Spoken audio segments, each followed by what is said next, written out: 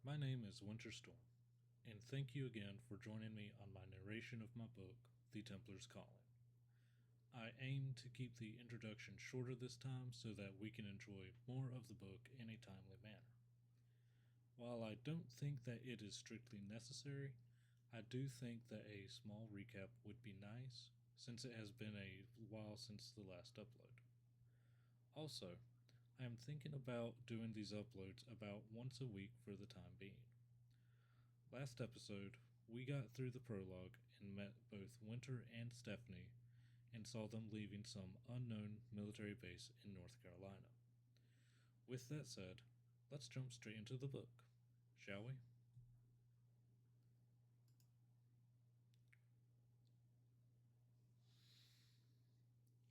At one point, she glances over. I know you've always been quiet on any road trips we've taken on missions, but are you this quiet on all road trips? Winter adjusts his grip on the wheel. Only the important ones. She grins at that, satisfied, and lets the silence return. Miles fold in on themselves as the night deepens. The dashlight glows soft against the glass, the road narrowing into a ribbon of dark ahead. Winter keeps his eyes forward, steady, but the thought of tomorrow rides just beneath the surface, unsettling, insistent. He hasn't felt this kind of anticipation in a long time. That alone makes him uneasy. By the time Brevard's lights finally crest through the trees, the tension of the drive has worn thin, replaced by the dull weight of distance traveled. Winter checks into the hotel under both their names, without comment. Stephanie doesn't argue it. The recruiters can wait until morning. At the dawn's first light, both are awake and moving. If either felt any awkwardness sharing the room last night, Winter gives no sign of it, and Stephanie doesn't press. Winter moves through his morning in the same spare rhythm he applies to everything else. Quiet, efficient. The sink runs only as long as it must. When he pulls his shirt on, the fabric catches briefly on the raised outline of the mark on his shoulder, dark against his tanned skin, angular in shape, as though something sharp had once pressed its claim there and never let go. He doesn't look at it. He never does. The pendant comes next. He lifts the chain over his head with practiced care, fingers brushing the cool metal before it settles against his chest. The silver-bladed cross rests where it always does, just below his collarbone, curved edges like wings, a narrow point aimed downward. It reflects the thin morning light without warmth. Whatever meaning it holds, it is not ornamental. It is placement, memory, weight. Last comes the ribbon. He gathers his pale hair back and ties it once at the nape of his neck with this strip of red fabric, worn soft with age, yet no signs of damage or fraying.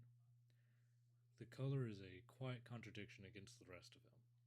Too bright, too human, but he keeps it all the same. When he lowers his hands, he looks no different than he did a moment ago, only steadier. He quickly tucks his necklace into his shirt and rubs his left shoulder, then heads out. The drive to the college isn't long, yet the road seems to stretch unnaturally slow. The quiet radio feels almost silent without Stephanie humming to it. Do you have any ideas? About? The Templars, or the Anointed? That's the question. Winter imagines a pain in his shoulder, his necklace suddenly feeling faintly warm. Not yet. I'd like to give them both a chance to explain themselves, see what they have to offer. The Anointed sound creepy, Stephanie admits, and I don't know if I like their ideals about total genocide. Sounds too much like a certain dictator. I'll admit, they don't sound too pleasant to be friends with, Winter remarks cautiously. That said, I'm more curious about how peaceful demons can be. Any interactions I've had with them have never been resolved peacefully. Stephanie glances at him, rubbing the back of her neck, her eyes saying what she doesn't. You may have a point.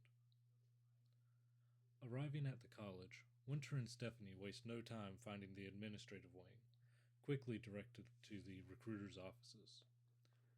Told to wait, they take seats along the wall. Finally, two men approach them, each a stark contrast to the other. The first wears khaki slacks and a white button down shirt, sleeves rolled to reveal numerous scars along his forearms. He's tall, powerfully built, his dark skin set against unexpectedly gentle features. The second man is a little shorter, still muscular, dressed entirely in black, slacks and button down immaculate, pressed with precision. The taller of the two steps forward first, offering his hand. Glad you could come by, he says, his voice surprisingly calm for his size. Name's David, Templar for nearly 20 years. This is Eric, my anointed counterpart. Eric only nods. Winter studies him a moment, then returns his attention to David. Before we get into details, David continues, I assume you're Winter Storm? Yes. Winter Storm? Eric snorts. What, your mama have you in the middle of a blizzard? David opens his mouth to intervene. I was abandoned in the middle of the storm of the century, Winter says evenly. According to the orphanage, I'd just been born and left on their doorstep. So yes, probably. Silence follows. Eric's eyes slide to Stephanie, then back to Winter. Not interested, he mutters. You can have them, David. He turns on his heel. I'll be in my office. David exhales slowly once Eric is gone. I apologize. Eric lacks restraint. He turns back to Stephanie. And you must be Stephanie Quinn. Hawk, she corrects, extending her name. David accepts it immediately. Last name? Not at this time. She glances at Winter. David nods once and gestures them inside his office. Normally, I'd walk you through misconceptions, he says as he sits behind his desk. But I've been asked to streamline things. The Templars maintain peace between humans, scions, and demons. He folds his hands. Scions are close to humans with inherited variations. Elves, dwarves, lycanthropes, vampires, dragons. Demons are spirits. Most never gain physical form. Some do. Those are the dangerous ones. We suppress possessions, manifestations, and hauntings. But not all demons are malicious. Rarely, some are cooperative. We call them bennies. Winter's eyes narrow slightly. Some even have children with humans. We shelter them. Sounds idealistic, Winter says. What happens when they relapse? David's gaze hardens. It happens, under extreme emotional pressure. But they are exceptions, not our foundation. How do you handle demons? Hawk asks. I've never seen a Templar or an Anointed packing a gun of any kind. That's because conventional weapons don't tend to work on demons, or on scions, David responds. Instead, we use a combination of our magic, which is what alerted us to you two, and our sacred bonds, represented by our necklaces. With that, David gently rests a finger on his necklace, a fairly simple silver cross. Winter eyes it cautiously. Cute. You pray that the demons go away? David's eyes flash with humor. Then he grasps the pendant and pulls. The chain breaks without effort, and in an instant, a large shield and spear rest firmly in David's hands. Hawk scoots her chair back, but Winter's only reaction is a slight widening of his eyes. When David lets go of the shield and spear, they both vanish just as quickly as they appeared, and his necklace reappears whole and unbroken. The necklace is a manifestation of our soul's ideal weapon, David says. We don't know who made the first ones, but they've been referred to as soul-bound since well before the Templars and the Anointed were established. The Anointed have something similar, but fundamentally different, called sigil-bound. So, your soul-bound is a weapon that's effective against demons, Winter muses quietly. How do you get one? That's an explanation you'll receive if you decide to sign on with us, David informs him. However, before that, let's give you both a small test. He reaches into his desk and retrieves 2 glass slates, roughly the size of a phone. He passes one to each of them, then explains, I'm assuming you both have some idea of how to channel your magic, if you can already manifest it to any degree. Pour some of your energy into the glass, and we'll determine your affinity. What if I already know my affinity? Winter asks, lifting his hand and forming ice from the thin air above it. David whistles.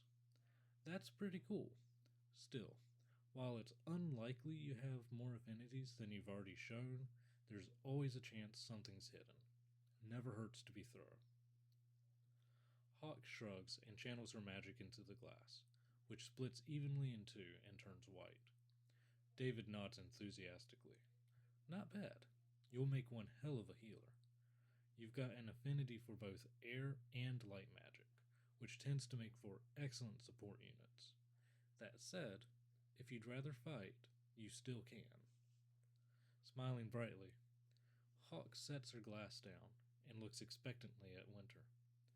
With a quiet sigh, Winter channels his magic into his slate.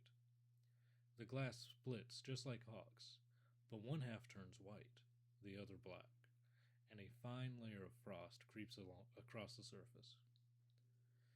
David snatches the glass from Winter's hand, rubbing his thumb slowly across both halves.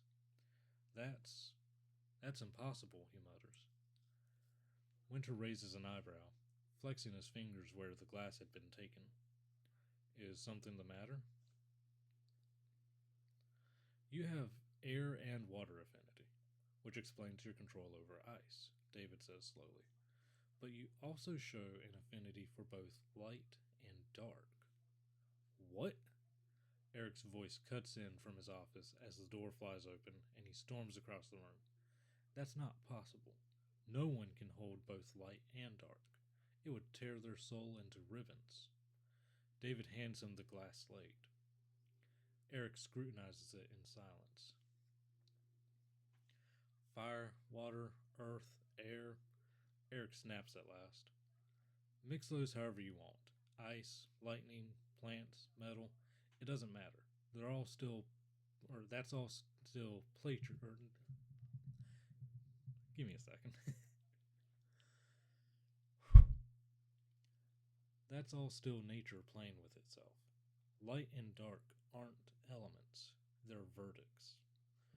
Eric's eyes lift slowly, and your verdict shouldn't exist.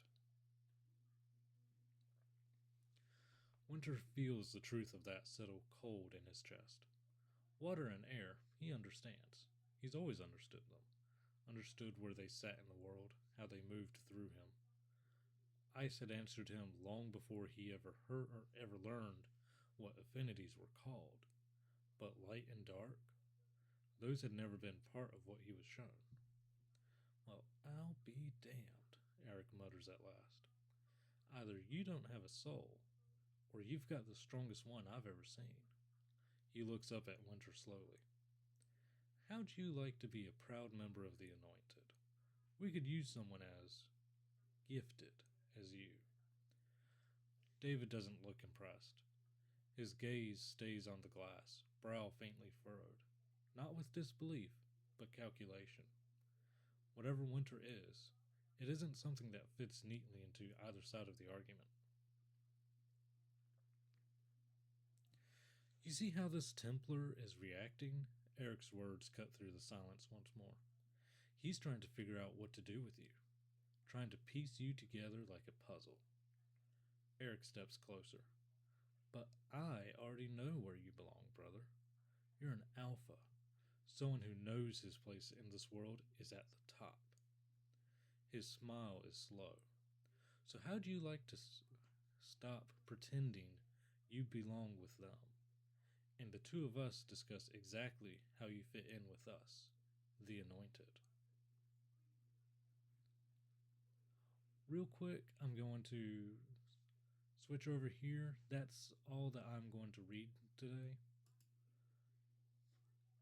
That said, I do have one question that I want to ask you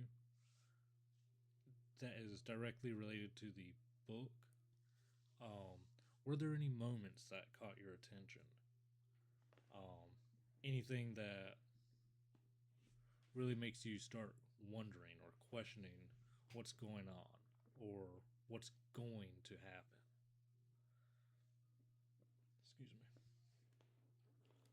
The second thing is something that I've tried to do is increase the font from, I believe 14 was the last one, and this is now 20. So if this makes a difference, please let me know. If you prefer this, great. If you prefer the 14, we can figure out a nice happy medium. Last but not least, let's briefly go over the other books that I'm planning on writing. First is Too Much of a Good Thing, which is set in a world with both technology and magic, making up the core foundation of everything. Nearly everyone is born with magic, and many of their capabilities are determined at birth. In this book, the main character is faced with understanding their capabilities, the responsibilities handed to them at birth, and their inner conflict when secrets start to show. When Death Follows is my odd child, because they are a science fiction fantasy style book. I do my best to explain everything that I can in a scientific manner, and it is one of the few books I've tried writing without any magic in it. It's a world that has been heavily affected by the impact of a massive asteroid carrying unknown kinds of radiation that brings the very dead back to life.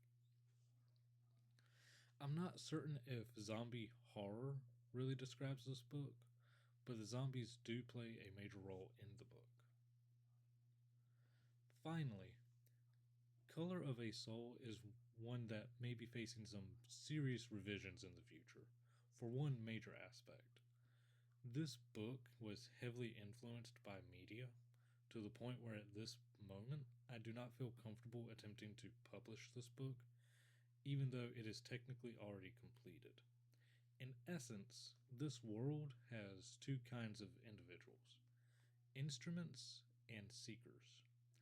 Instruments are capable of turning their body into a weapon, whereas seekers are the only ones able to wield them. That said, thank you again for reading and listening. I'm Winter Storm, and I hope to see you next time.